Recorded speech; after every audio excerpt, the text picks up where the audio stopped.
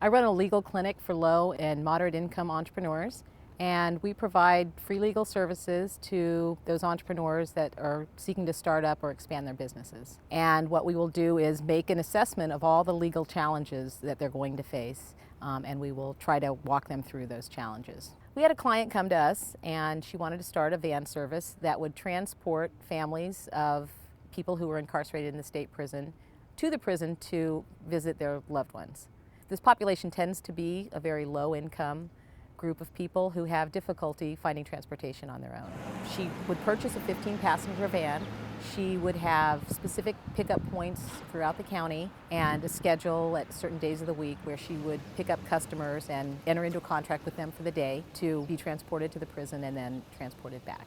She started out gung-ho. We were really impressed with her as a client because she had a business plan, she had the passion, she was really in contact very frequently and wanting to know what the next step was for her. Because this client was in an industry that is highly regulated, that is the transportation industry, she was subject to, of course, a huge array of regulations and restrictions on top of the standard restrictions that she would face as a business. And we really tried to help the client with it. It took years to get through all of the different stages of the process that she would have to comply with to start the business. One of the most difficult ones, and the one that we ultimately never made it around, was for her to be approved by the California Public Utilities Commission, the CPUC.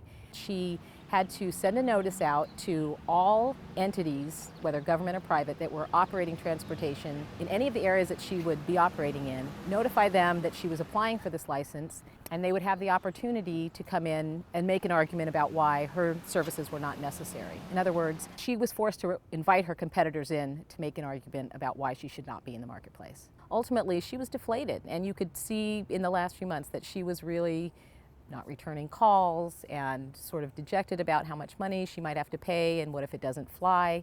I felt like we approached this mountain together. We all stood looking up at it, and she was really willing to scale it.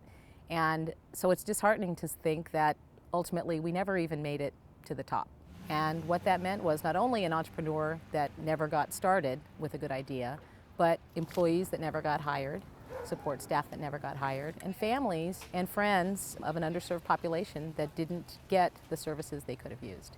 I think absent these regulations, we'd see a lot more low-income entrepreneurs pulling themselves up by the bootstraps and becoming self-sufficient, and at the same time employing other people. I think there are several things that we can do to sort of support them and give them an opportunity to get their businesses off the ground. One is to maybe alleviate their tax burden in the first year, or alleviate it until they make a certain amount of money. They've got to have enough to be able to run their business.